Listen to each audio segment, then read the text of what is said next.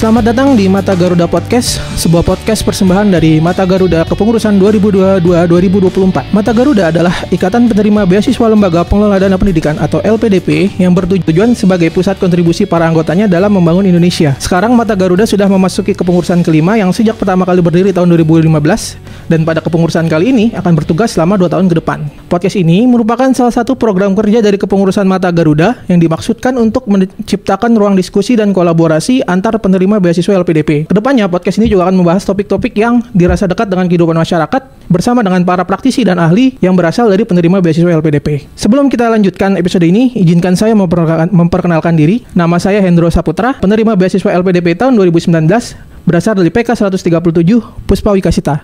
Dan saya akan menjadi host untuk episode kali ini dan kedepannya. Pada kesempatan kali ini kita akan membahas sesuatu yang sebenarnya cukup dekat dengan kita, ibaratnya sangat penting dalam kehidupan kita sehari-hari, tapi terkadang kita sering menganggapnya sebagai sesuatu yang taken for granted gitu. Kita tidak sering memikirkannya, tapi kalau kita mendapatkannya, banyak di antara kita yang sebenarnya kurang bersyukur. Sebenarnya hal itu adalah hidup sehat gitu. Tapi kalau kita ngomongin hidup sehat gitu ya, topik hidup sehat itu sebenarnya cukup luas dan panjang. Bahkan kalau di universitas bisa jadi satu fakultas sendiri gitu ngomongin kehidupan dan kesehatan gitu ya.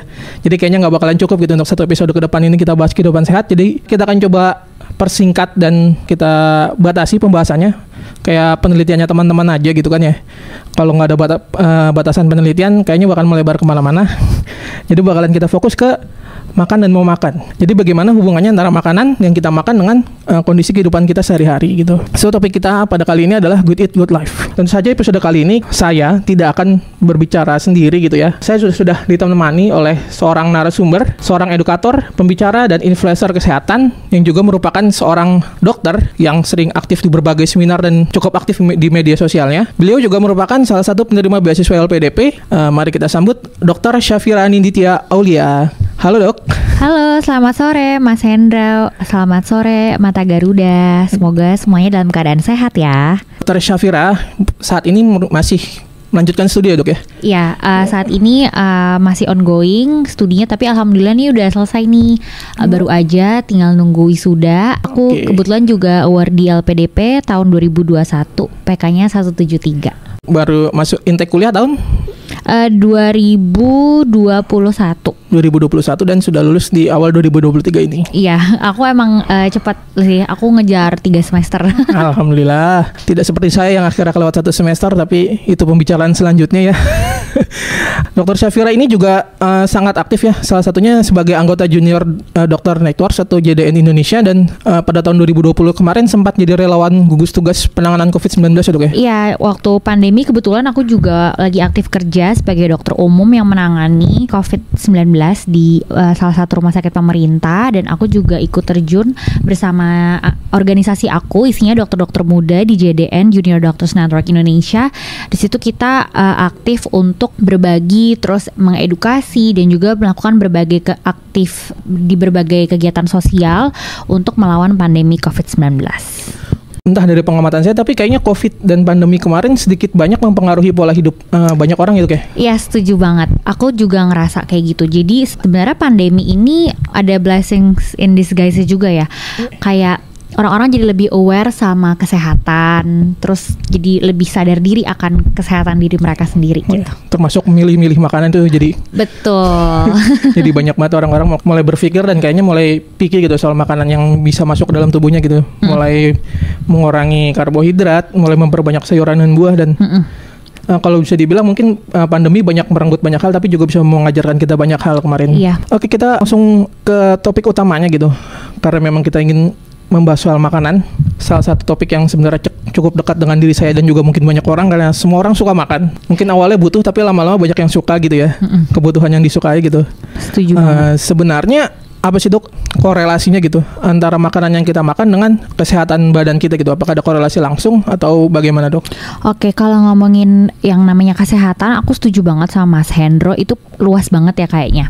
Tapi kalau kita mau fokus ke makanan, yang namanya pola hidup sehat atau secara jadi dari WHO itu definisi sehat tuh ya nggak hanya secara fisik tapi juga mental sama social well-being. Bagaimana kita bisa beraktivitas sehari-hari, berfungsi, melakukan aktivitas sosial dan sebagainya. Jadi secara holistik dan komprehensif. Nah, untuk menuju sehat itu nggak jauh-jauh dari yang namanya makanan gitu ya.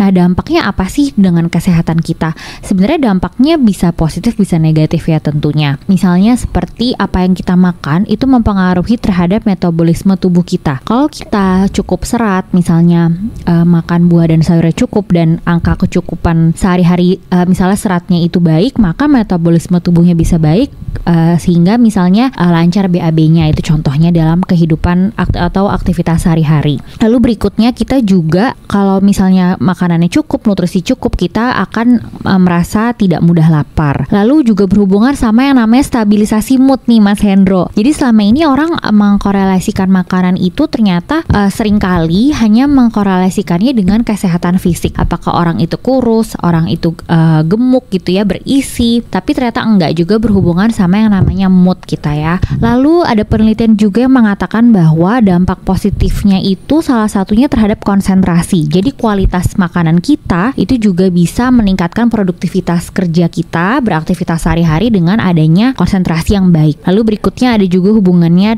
berdampak terhadap kualitas tidur. Lalu bagaimana kita beraktivitas misalnya dengan makanan yang cukup dan berkualitas. Jadi di sini kita ngomongin tidak hanya secara kuantitas ya, tapi juga kualitas, yaitu kita juga bisa lebih produktif, tidak mudah lelah, dan akhirnya menjalani aktivitas sehari-hari lebih optimal kayak gitu. Jadi sebenarnya kalau ngomongin dampak itu tidak hanya ke berat badan, tapi juga tadi yang hal-hal yang aku sebutin. Jadi sangat komprehensif dan holistik ya kalau ngomongin makanan sebenarnya gitu. Saya kira mood kita berpengaruh tuh kalau kita lapar aja gitu. Biasanya kan kalau orang lapar cranky ya. Iya betul. Nah makanya ada benernya kan. Makanya kalau misalnya ngerasa, ada orang istilah kalau bercanda hangry ya. Jadi hunger sama angry digabung jadi hangry. Jadi itu sebenarnya ada benernya juga gitu, karena berpengaruh tuh terhadap mood kita gitu. Jadi nggak cuma apa yang kelihatan dari sisi medis, tapi banyak dari sisi-sisi lain gitu ya, yang dipengaruhi oleh makanan. Betul, gitu. Betul. Dan sehari-hari siapa sih yang bisa melewati hari tanpa makan gitu kan? Orang Betul. Puasa aja pasti butuh sahur, butuh buka puasa kayak gitu. Benar. Jadi sangat dekat lah kalau sama kehidupan kita sehari-hari kalau ngomongin makanan. Tapi kayaknya makanan juga bisa jadi dampak atau penyebab penyakit ya dok ya, di banyak kasus ya. Kira-kira yang cukup sering gitu menimpa orang gitu di masyarakat banyak gitu, rata-rata apa ya dok yang sering dokter temui gitu akibat makan? Nah jadi yang namanya, nanti mungkin kita akan bahas lebih lanjut ke komposisi makanan, nutrisi yang kita makan sehari-hari. Nah dampaknya ini terhadap kesehatan apa? Jadi yang namanya makanan itu kan ada karbohidrat, ada lemak, ada protein, vitamin dan mineral. Nah dengan kecukupan gizi yang kita konsumsi sehari-hari itu tentunya tadi kan berdampak terhadap metabolisme kita dan juga terhadap bagaimana tubuh kita itu merespons terhadap mencerna makanan yang kita konsumsi. Misalnya kalau kita makannya itu yang terlalu banyak lemak jenuh gitu ya. Nah itu bisa berdampak terhadap kolesterol, pembentukan aterosklerosis disebutnya dalam medis tuh. Jadi lemak bisa menyumbat pembuluh darah. Nah itu berhubungan sama berbagai penyakit. Misalnya kalau di jantung jadi penyakit jantung koroner, sakit jantung. Terus kalau misalnya di otak bisa jadi stroke dan sebagainya. Terus ada juga yang namanya kita tahu penyakit kencing manis, diabetes. Nah itu kita harus membatasi asupan gula misalnya. Diet gizi seimbang, karbohidratnya itu diatur berapa persen karbohidrat yang kita konsumsi, protein dan sebagainya. Dan tentunya sebenarnya tidak berbarengan, tidak hanya ngomongin makanan tapi juga ngomongin misalnya seperti olahraga dan sebagainya. Nah tapi di sini karena kita batasin ya, tadi kan ada scope-nya ya, jangkauannya kita batasin nih Mas Hendro di makanan, sehingga banyak sekali orang dengan penyakit-penyakit tertentu itu jadinya harus merestriksi atau membatasi asupan makanannya dalam kadar tertentu. Ya entah itu gula, karbohidrat dan sebagainya.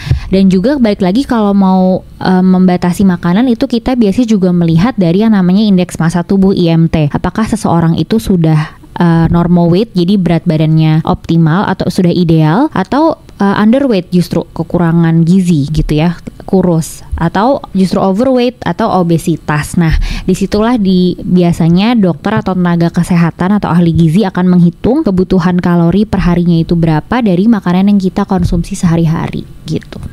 Oke, jadi nggak hanya mempengaruhi kesehatan, tetapi bisa jadi dampak penyakit juga kalau kita salah makan gitu. Dulu saya sempat baca dan dengar gitu dok ya, belakangan ini gitu penyakit-penyakit yang dulu biasanya diderita oleh orang yang usianya lanjut itu di atas 50 sekarang mulai turun ke anak-anak muda gitu, ke usia produktif ya. Kayak orang kolesterol sekarang 30 tahun udah banyak, orang gula darah tinggi 30 tahun juga udah banyak gitu ya. Apakah itu juga salah satu dampak dari gimana kita mengkonsumsi makanan dok? Iya, betul banget. Jadi yang namanya lifestyle ya atau gaya hidup itu sangat berkaitan erat sama yang namanya penyakit tidak menular ya. Nah, PTM, kita sebutnya PTM ya di istilah medisnya, penyakit tidak menular itu contohnya penyakit-penyakit kronis misalnya seperti darah tinggi atau hipertensi yang dimana tentunya harus membatasi asupan garam perharinya misalnya. Lalu diabetes mellitus atau kencing manis.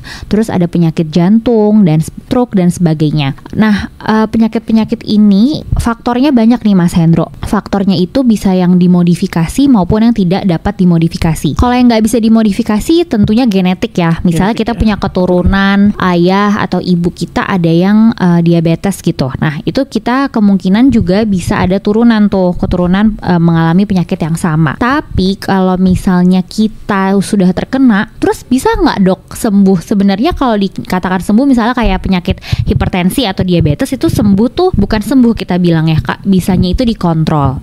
Nah tapi gimana sih dok cara kita ngontrol gitu ya supaya penyakit itu terkontrol gitu, gak menyebabkan berbagai penyulit atau komplikasi lebih lanjut, yaitu dengan kita mengolah atau membuat faktor-faktor yang didapat dimodifikasi itu baik. Contohnya adalah gaya hidup sehat yang salah satunya dari makanan gitu. Jadi kita modifikasi apa yang bisa kita kontrol gitu kan. Kalau genetik nggak bisa kita kontrol ya Mas Hendro, itu udah takdir dari Tuhan udah bawaan. Nah tapi yang masih bisa kita kendalikan lah yang kita bisa upayakan gitu ke dalam lifestyle atau kehidupan kita sehari-hari. Kalau menolak takdir ntar dibilangnya durhaka kalian. Makanya kita kan sering kan dengar quotes fokus kepada apa yang bisa kita kontrol. Nah inilah salah satunya bisa kita aplikasikan kepada penyakit-penyakit tadi kayak gitu. Tapi kan kalau kita milih jodoh juga jangan menyakitkan, berarti itu juga bisa dong. Bisa aja nih ya Mas Hendro. Kalau ngomongnya fokus apa yang bisa kita kontrol kan berarti hal tersebut juga harusnya bisa jokes teman-teman. Jadi ya kalau mencintai orang cintai juga dengan jangan cuma sehatnya aja tapi sakitnya juga gitu dong.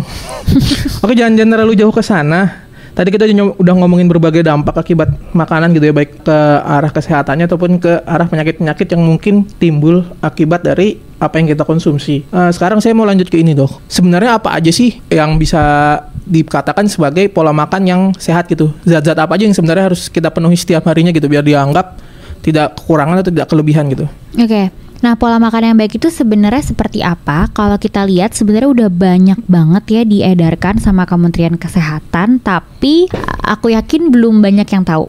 Ya. Coba Mas Hendro tahu nggak isi piringku dari Kemenkes? Jadi yang ada saya sering lihat itunya siapa? Kayaknya di pinggir jalan itu ada sekelibat kayaknya sering lihat, tapi isinya apa, konteksnya apa kayaknya belum pada aware kali ya. Oke. Nah, makanya penting nih, bagus nih Mata Garuda kita bahas ya kali ini. Jadi isi piringku ini ibarat teman-teman bayangin nih, karena kita konsepnya podcast, jadi aku coba menvisualisasikannya dari aku bicara ya. Sekarang teman-teman ambil piring dulu ya.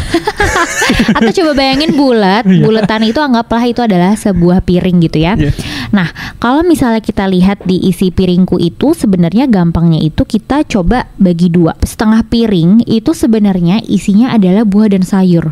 Hah, banyak banget dok. Iya, kayaknya kan kalau orang Indonesia gitu yang ngelihat nasinya ya, bukan nasinya ya dok, setengahnya enggak gitu. Ternyata yang dianjurkan aja sebenarnya dari Kementerian Kesehatan dan memang itu udah berdasarkan anjuran dari WHO ya, itu adalah setengahnya itu buah dan sayur. Memang kalau dari masyarakat kita mungkin melihatnya itu sebenarnya kok kayaknya banyak banget ya dok, padahal sebenarnya itu yang benar kayak gitu. Lalu setengah piring lagi itu sepertiganya adalah lauk pauk. Lauk pauk nih yang kayak akan protein, misalnya seperti unggas-unggasan, lalu ayam, daging dan sebagainya. Nah bisa juga protein nabati, misalnya seperti tempe, tahu gitu. Nah sepertiganya tadi kan lauk pauk ya, baru 2/3 ini makanan pokok atau yang orang Indonesia sering bilang kalau belum makan nasi kayak belum makan. Nah inilah tempat 2/3 tadi dari setengah piring isi piringku tadi ya.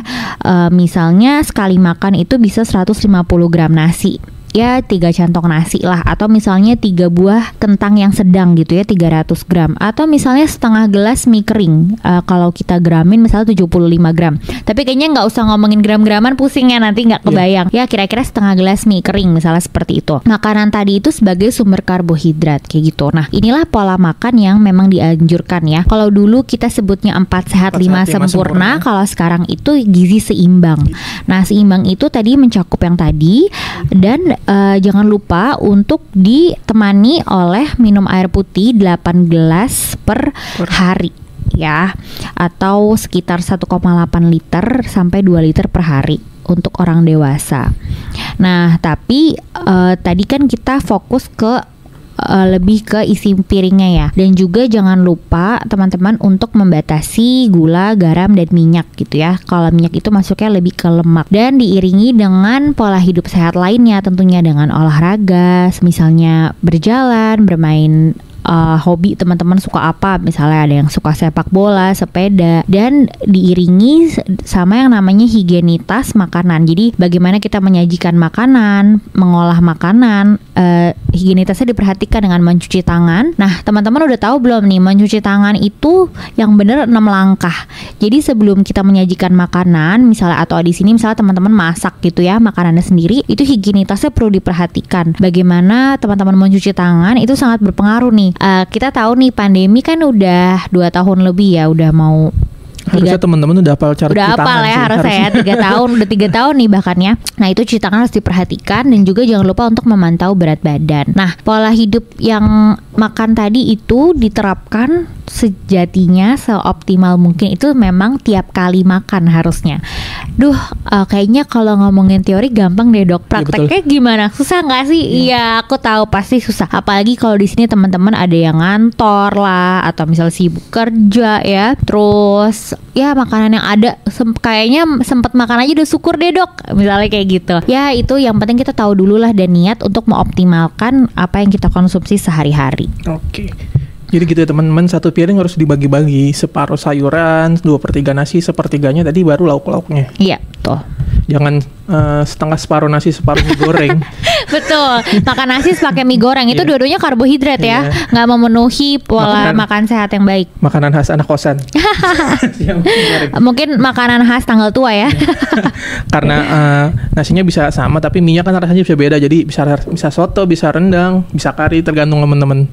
Tapi jangan gitu teman-teman. Jadi diusahakan harus bervariasi gitu. Terus sebenarnya penting nggak sih dok kita mengganti gitu kan, belakangan ini mulai banyak gitu kita disarankan untuk mengganti makanan pokok kita gitu, kayak kita coba kombinasikan, nggak cuma nasi, bisa diganti dengan ubi, bisa diganti dengan singkong, atau mungkin karbohidrat lain gitu. Sebenarnya itu seberapa berpengaruh gitu, dan memang nasi seburuk itukah atau bagaimana sih? Saya sebenarnya penasaran. Enggak, jadi sebenarnya kan tadi syaratnya itu misalnya ada karbohidrat, terus ada protein, ada lemak, vitamin, dan mineral, sama tadi sayur dan buah, dan air putih ya. Nah yang namanya karbohidrat itu sebenarnya ada banyak banget, nggak harus nasi gitu. Contohnya tadi kan Mas Hendro tanya, dok kalau misalnya karbohidratnya nggak nasi, mau diganti sama yang lain itu boleh nggak? Tentu saja boleh banget. Contoh nih, karbohidrat itu ada apa aja sih? Ada nasi, terus ada kentang, ada ubi. Nah itu boleh teman-teman variasikan dan pilih. Justru dengan teman-teman menvariasikan, itu justru jadinya lebih bagus. Dengan variasi makanan, itu bisa membantu teman-teman mendapatkan nutrisi, jadi saling melengkapi. Jadi misalnya nutrisi tertentu itu tinggi di beras merah. Ada juga beberapa nutrisi tertentu itu kayak di mie misalnya, atau di singkong, atau di ubi jalar, biji gandum. Nah itu kalau teman-teman mix, kita variasikan, itu akan saling melengkapi kecukupan gizi kita gitu. Sama halnya seperti kalau teman-teman makan protein, lauk pauk ya. Protein hewani ada telur, ayam, daging sapi, ada ikan gitu. Kalau nabati ada kacang-kacangan, tempe, dan tahu. Terus dok kalau sayuran ya sama gitu ya, bervariasi, boleh diganti-ganti. Misalnya hari ini makan terong, lalu besoknya selada, ada labu siam, brokoli, buncis, dan sebagainya. Sayuran ini merupakan sumber vitamin dan mineral, terutama seperti karoten, vitamin A, vitamin C, zat besi, dan fosfor, yang juga ada berbagai manfaat lainnya gitu ya, bisa sebagai antioksidan juga. Nah jadi yang tadi aku bilang, makanya kalau bervariasi itu akan mendapatkan manfaat dari kandungan nutrisi dari tiap-tiap jenis makanan yang berbeda dan saling melengkapi gitu. Jadi diusahakan makan diganti-ganti gitu ya. Kalau buat teman-teman kos bingung, kalau ke warteg menunya jangan diganti teman-teman. Jangan nasi sama mie terus ya. Nasi kerang usus itu. Nah mungkin teman-teman yang lagi dengerin dan teman-teman di Mata Garuda mungkin di sini kalau udah ada yang punya anak gitu ya, seperti halnya seperti kita menyajikan MPASI, makanan pendamping ASI untuk anak gitu kan disarankan yang bervariasi, ganti-ganti. Nah sebenarnya pada dewasa juga disarankan seperti itu gitu. Jadi coba dikombinasikan. Saya penasaran sama ini dok, kalau kita beli makanan jadi gitu ya bentuk kemasan gitu kan biasanya di belakangnya itu ada label gizi ya, angka kecukupan gizi dan betul, gitu. Betul. Saya sampai sekarang udah mencoba memahami, cuma belum memahami bagaimana sebenarnya cara menggunakan angka tersebut dok. Iya, jadi ada baiknya teman-teman tuh kalau misalnya beli makanan yang kemasan itu biasanya ada tuh label dari BPOM, terus ada angka kecukupan gizinya. Nah di situ teman-teman bisa lihat di situ dia satu kemasan sekali kita makan itu berapa kalori gitu. Misalnya pada wanita disarankan 1.500 sampai 2.000 kalori ya tergantung berat badan kita per hari. Teman-teman bandingin aja sama kecukupan kalori per hari dan juga jangan lupa jangan cuma perhatiin kalorinya aja tapi di situ ada total lemak, ada gulanya berapa dan sebagainya. Jadi bisa dicek dari masing-masing komposisi di label gizinya itu. Persentase itu persentase kebutuhan per harinya gitu ya? Apa persentase beda-beda tapi biasanya itu ada berapa gram sama berapa persen dari kebutuhan per hari. Oh gitu.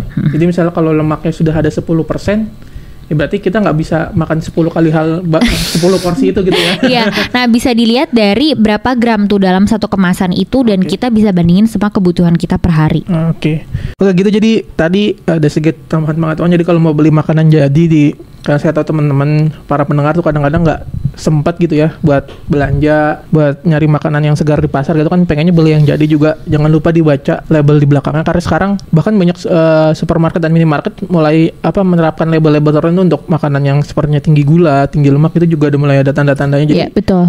Kayaknya kesadaran masyarakat untuk memilih makanan saya juga semakin tinggi gitu ya. Cuma begini dok, kayaknya di sebagian kalangan ada yang ini yang saya tangkap gitu mencoba membranding kalau makanan sehat itu sepertinya adalah makanan yang eksklusif dan mahal gitu ya.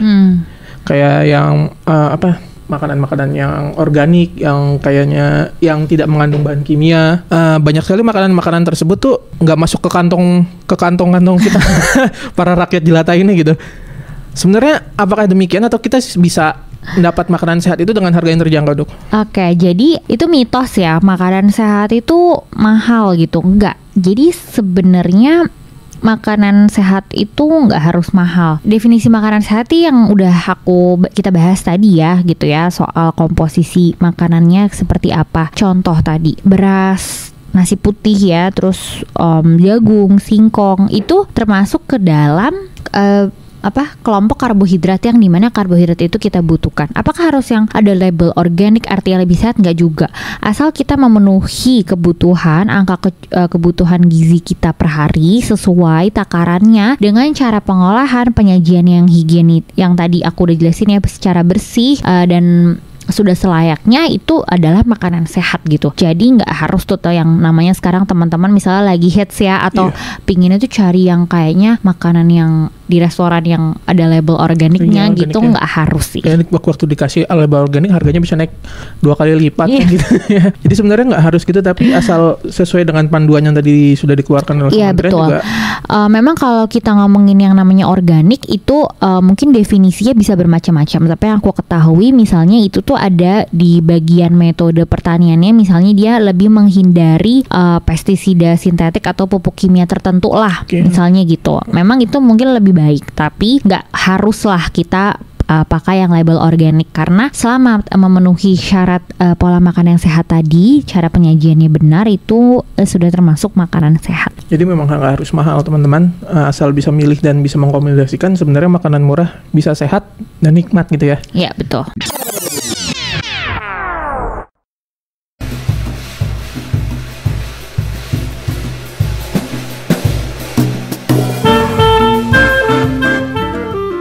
Seiring dengan perkembangan zaman, teknologi terus berkembang semakin maju dan mulai banyak memberikan dampak signifikan di berbagai sektor. Salah satu perkembangan yang terjadi adalah adanya peralihan penggunaan dokumen fisik menjadi dokumen digital. Sebagai penanda keaslian dokumen tersebut, Dokumen digital juga memerlukan tanda tangan digital yang sah dan memiliki kekuatan hukum. Namun perlu diingat, tanda tangan digital yang digunakan harus diakui dan terverifikasi oleh penyelenggara sertifikasi elektronik atau PSRE agar memiliki kekuatan hukum yang mengikat. Signature hadir sebagai solusi terbaik untuk masalah ini. Setiap tanda tangan digital yang dikeluarkan oleh Signature telah melalui proses verifikasi data kependudukan oleh Dinas Kependudukan dan Catatan Sipil sehingga dapat dijamin keasliannya.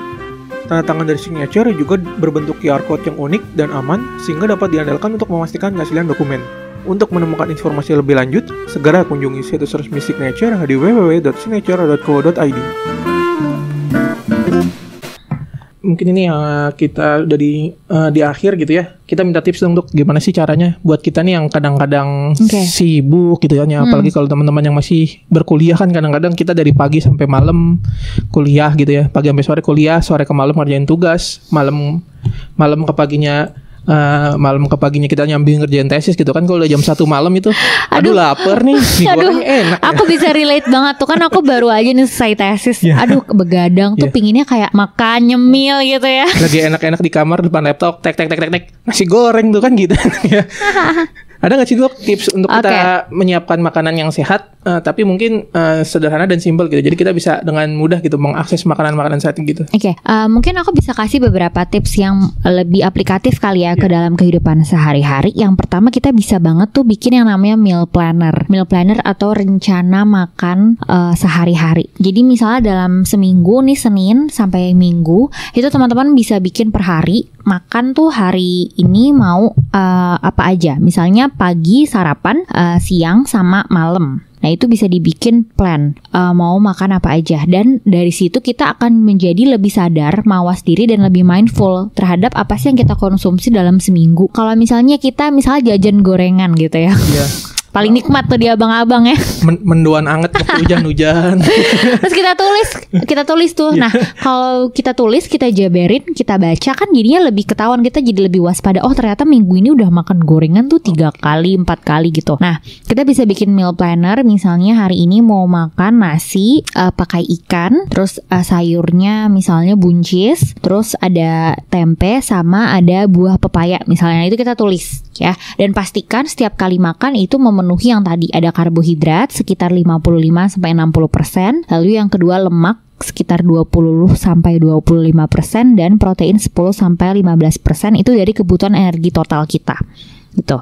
Ini yang pertama. Lalu yang kedua, kita bisa mengganti snack atau cemilan itu ke snack sehat, misalnya jadi buah gitu. Jadi ngemilnya tuh buah gitu, lebih sehat ya. Dan buah kan ada beberapa buah yang cukup ngenyangin ya. Jadi daripada kita makan yang kemasan-kemasan yang kurang sehat, tinggi garam gitu ya, tinggi natrium, itu bisa kita ganti dengan buah. Lalu yang ketiga, saat kita makan itu lebih mindful sih, sadar diri, hadir penuh terhadap apa yang aktivitas yang kita kerjakan. Salah satunya saat kita makan. Coba deh tanya ke diri sendiri, berapa kali teman-teman di sini makan sambil main HP, sambil nonton, ayo ngaku. Nah itu adalah aktivitas yang kurang mindful. Jadi kita nggak sadar penuh apa yang lagi kita kerjain. Coba deh kalau kita makan itu kita be mindful, kita fokus ke apa yang kita kerjain, lalu ngerasain makanan satu persatu, kunyah demi kunyah kayak gitu. Jadi kita akan lebih mindful. Lalu yang keempat tentunya bersyukur dan mensyukuri apa yang kita makan dengan variasi dan beraneka ragam. Lalu tips yang terakhir adalah kita tentunya bisa melihat ke diri kita sendiri tentang status kesehatan kita dengan medical check up. Ya, di sini mungkin teman-teman ada yang ngerasa masih muda nggak perlu medical check up gitu ya. Yang namanya medical check up itu kita perlu lakukan rutin, ada atau tidak adanya keluhan. Nah dari situ kita bisa tahu nih, sesimpel medical check up itu termasuk mengukur tinggi badan dan berat badan. Ya, kita bisa evaluasi status nutrisi kita dari situ yang nantinya akan berpengaruh terhadap plan atau rencana asupan gizi kita sehari-hari nantinya dari status kesehatan kita gitu. Mungkin itu tips dari aku, mudah-mudahan bermanfaat. Jadi sebenarnya hal-hal sederhana yang kalau kita coba bikin jadi kebiasaan bisa mengubah pola hidup kita dan bisa bikin kita jadi lebih sehat gitu ya Dok ya. Iya. Mulai coba tulis makanan teman-teman gitu, mulai makan buah diperbanyak, nggak harus buah-buah mahal tuh, buah-buah fancy, pepaya, pisang gitu kan. Benar banget, dan nggak harus mahal ya makanan sehat itu. Dan mungkin aku mau nambahin terakhir nih Mas Hendro, tambahan adalah kita bisa kan teman-teman di sini mungkin sibuk ya, ada yang sibuk masih kuliah, tesis, ada yang sibuk kerja gitu ya, dan mungkin rata-rata di sini yang dengerin nih teman-teman dari Mata Garuda ya, award di LPDP. Mungkin sehari-hari tuh kayaknya untuk pola hidup sehat tuh susah gitu ya. Nah, kita bisa sisipkan jadwal di kalender kita. Kan sekarang udah banyak tuh digital kalender di handphone atau di jurnal tertulis. Kalau teman-teman ada yang lebih suka nulis, itu alokasikan waktu berdasarkan prioritas kita. Bikin misalnya mau olahraga hari Sabtu jam 6 pagi. Nah, itu dialokasi itu. Jadi sengaja udah ada niat dulu nih, udah ada alokasi waktu dari kita. Itu sih mungkin tips dari aku juga. Banyak banget gitu mungkin perbincangan kita hari ini. Mungkin makanan itu hal yang jarang kita sadari, banyak sekali cukup bermanfaat gitu dalam hidup gitu. Bisa menghasilkan dampak baik, bisa bikin kita sehat, mood kita baik, tapi bisa berkebalikan juga gitu kan ya. Bisa bikin kita sakit, bisa bikin mood kita jelek gitu ya. Tiba-tiba orang senang makan pedas, bahagia gitu, tapi malamnya perut sakit. Jadi hal-hal seperti itu ternyata cukup berat gitu dalam kehidupan gitu ya. Betul. Apalagi kalau mungkin ada kelompok-kelompok tertentu, Mas Hendro. Misalnya seperti teman-teman yang sedang menyusui, nih kayak aku sekarang, itu lebih banyak butuh kalori per harinya dibanding yang perempuan yang tidak menyusui. Terus misalnya ibu hamil, pada kelompok tertentu remaja perempuan yang rentan terhadap anemia, itu harus diperhatikan asupan zat besinya. Misalnya dari daging merah, hati ayam dan sebagainya gitu. Jadi berusaha mengenali diri sendiri juga penting itu ya. Jadi kelompok-kelompok tertentu yang memang ada beberapa kelompok tertentu yang gizinya itu perlu diperhatikan khusus. Misalnya juga laki-laki tapi dengan penyakit tertentu misalnya. Nah, itu kan juga ada modifikasi dietnya juga gitu. Kalau udah ngerasa kolesterol sering pegel-pegel, asam urat ya dikurang-kurangi yang berlemak ya teman-teman ya. Memang sulit gitu menahan pecel ayam, pecel lele pinggir jalan, cuma aduh nikmat ya kayaknya dengernya. Mungkin tetap boleh makan, cuma jangan sering-sering lah, sebulan sekali oke mungkin ya. Oh, satu lagi dok, saya penasaran soal kopi itu kan banyak sekali jadi pertentangan di masyarakat ya, apalagi buat kita yang sering begadang. Berbahaya nggak sih sebenarnya kita kalau terlalu sering, atau ada efeknya nggak sih? Yang saya baca sebenarnya nggak masalah, cuma kan saya sering dapat masukan kan, ntar jantungnya, ntar tekanan darahnya gitu. Padahal kalau kita nggak ngopi itu jam 10 kayaknya udah mata udah sepet begitu buat baca. Baru jam 8 malam kita lagi semangatnya nugas, tapi butuh dorongan kafein gitu kan ya. Ada problem nggak sih sebenarnya kalau kita mengkonsumsi kopi gitu? Kebetulan nih podcast sekarang nih aku ada kopi di depan aku. Aku juga suka ngopi ya. Jadi sebenarnya dok, kopi itu bahaya nggak sih? Sebenarnya kita kalau ngomongin bahaya secara langsung tuh enggak ya. Kopi boleh-boleh aja, tapi ada tapinya. Memang ada batasannya tertentu. Kalau dari FDA itu menyarankan memang untuk kafein tuh sekitar 400 mg per hari batasannya untuk orang dewasa yang sehat. Ya, misal artinya tuh jadi nggak ada penyakit apa-apa lah, maksudnya nggak ada concern tertentu terhadap dirinya. Terus kalau misalnya pada ibu hamil itu setengahnya maksimal 200 mg per hari. Nah, sekarang pertanyaannya berikutnya, dok gimana caranya saya tahu ya bisa berapa miligram? Nah, teman-teman itu bisa kira-kira aja dari apa yang teman-teman minum, misalnya 1 cangkir kopi. Ya, di sini mungkin ada yang minum kopi hitam. Kopi hitam tuh misalnya bisa americano, bisa yang espresso shot, bisa ada yang latte, kopi susu ya. Atau sebut merek ya. Oke. Nah, jadi kira-kira kalau misalnya minum 400 mg kopi itu kira-kira segimana sih nih? Kira-kira aja ya, kayak 4,5 sampai 5 cangkir kopi hitam. Itu 400 mg. Nah, makanya di sini paling rata-rata maksimal banget ya sehari minum 1-2 cangkir per hari kan cukup ya gitu. Nah, itu masih nggak apa-apa. Tapi memang pada beberapa orang itu menimbulkan efek takikardi kayak deg-degan gitu ya. Nah, itu memang perlu perhatian khusus tuh kalau misalnya ada yang nggak kuat rasanya, atau misalnya menyebabkan asam lambung pada beberapa orang yang lebih sensitif ya lambungnya, itu perlu diperhatikan gitu. Dan kafein ini nggak hanya dari kopi sebenarnya, bisa kita temukan pada teh atau coklat kayak gitu. Dan ini yang harus diperhatikan. Jadi sebenarnya 1-2 gelas it's okay ya kalau di jam 10 udah ngantuk. Jam 10 pagi udah ngantuk dan butuh. Iya. Tapi kalau naik, ini kalau ngomongin udah ngantuk, ini beda lagi nih, kita kebersihan tidur atau sleep hygiene. Memang tidak disarankan untuk kafein intake sebelum tidur gitu ya. Jadi kalau misalnya memang sudah mendekati malam, memang itu udah nggak disaranin.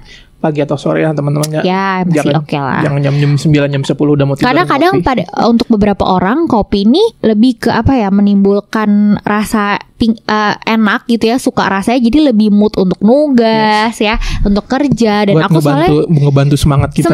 Ya, jadi mood booster ya mungkin. Nah ini aku juga rasain, makanya aku juga sebenarnya kalau lagi aktivitas tuh suka juga sih ngopi. Gitu udah teman-teman pencinta kopi, jadi asal seperti yang udah kita bahas dari awal gitu, porsinya disesuaikan aja gitu, jangan terlalu banyak juga, jangan terlalu sering, dan tahu waktunya gitu ya. Mungkin gitu buat pembahasan kita kali ini. Ada yang mau disampaikan Dok untuk closing statement gitu terkait Good Eat Good Life? Oke, closing statement dari aku, Good Eat Good Life. Jadi yang berkaitan sama pembahasan kita pada hari ini adalah investasi terbaik. Salah satu yang bisa kita lakukan adalah kepada kesehatan diri kita sendiri. Karena yang namanya investasi itu nggak cuma ngomongin soal uang aja ya, dana gitu. Kalau misalnya kita nggak sehat juga, kita nggak bisa produktif, nggak bisa kerja, tidak bisa make money juga gitu ujung-ujungnya. Jadi penting banget untuk kita aware untuk investasi ke diri kita sendiri. Salah satunya dengan hidup pola hidup yang sehat gitu.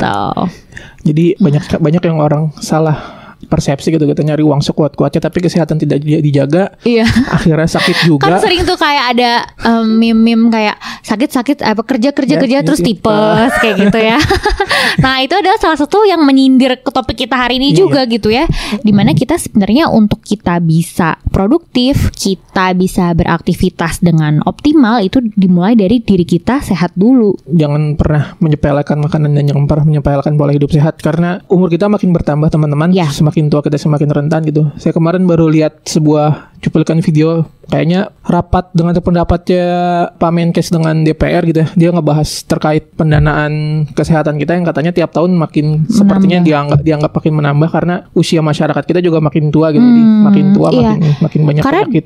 Dampaknya terhadap penyakit tuh ya Mas Hendro, itu bukan kayak kita hari ini makan gak sehat besoknya sakit, enggak. Itu adalah akumulasi dari bagaimana pola hidup kita, lifestyle kita itu bertahun-tahun, bahkan puluhan tahun, sampai akhirnya itu berdampak di kemudian hari. Jadi investasi sejak dini lah di kesehatan kita gitu. Takutnya ntar 40 tahun tiba-tiba encok. Tapi encok kayaknya mah dari 20 tahun udah banyak sekarang. Bagi kalau yang depan laptop nih WFH nunduk mulu terus nggak ada stretching nih. Nah, siapa yang suka gitu tuh? Jangan terlalu parah kerjanya teman-teman. Karena kesehatan penting, kerja penting, tapi lebih penting sehat. Karena kalau kalian nggak sehat, siapa yang kerja ya? Betul. Nggak ada duit juga ntar kan. Oke, gitu aja episode kita kali ini gitu ya. Oke. Terima kasih banyak Dr. Syafira buat waktunya, juga sharing, dan banyak sekali ilmu yang bisa kita dapat gitu ya teman-teman. Kalau ingin mengikuti beliau gitu, karena beliau juga termasuk salah satu health influencer gitu, berarti medsosnya cukup aktif hidup ya. Ya, boleh di follow @drsyafira di Instagram ya. Ya, di Instagram. Kalau teman-teman mungkin tertarik gitu dengan, dan sepertinya butuh konsultasi juga. boleh silakan. Bisa mengikuti gitu. Karena nggak ada yang rugi dari menambah pengetahuan teman-teman sekalian. Oke deh, semoga bermanfaat. Yes. Mungkin gitu ya teman-teman. Terima kasih banyak untuk episode kali ini. Jangan lupa kalau memang tertarik dengan berbagai program Mata Garuda, gak cuma podcast, kita punya banyak program-program unggulan yang hadir selama 2 tahun ke depan. Dan teman-teman awardee, alumni, ataupun mungkin teman-teman yang berniat jadi penerima beasiswa LPDP bisa mengikuti berbagai program yang kita jalankan. Teman-teman bisa langsung cek ke Instagramnya Mata Garuda di @matagaruda, dan juga bisa langsung cek di websitenya Mata Garuda. Banyak sekali informasi, dan juga mungkin teman-teman yang pengen tanya-tanya juga di situ bisa. Begitu aja. Oke, terima kasih. Salam sehat. Mau say hi juga nih untuk teman-teman dari Gantarina Wasena. Hai Gawans. Oke, bye semuanya. Oke, terima kasih buat Dr. Syafira sekali lagi atas waktunya. Terima kasih untuk teman-teman pendengar. Semoga teman-teman bisa tetap makan enak, tapi juga hidup sehat gitu ya. Amin. Sehat selalu. Yes. Sampai jumpa episode selanjutnya. Saya Hendro, dan terima kasih sudah mendengarkan. Syafira. Bye bye. Dadah.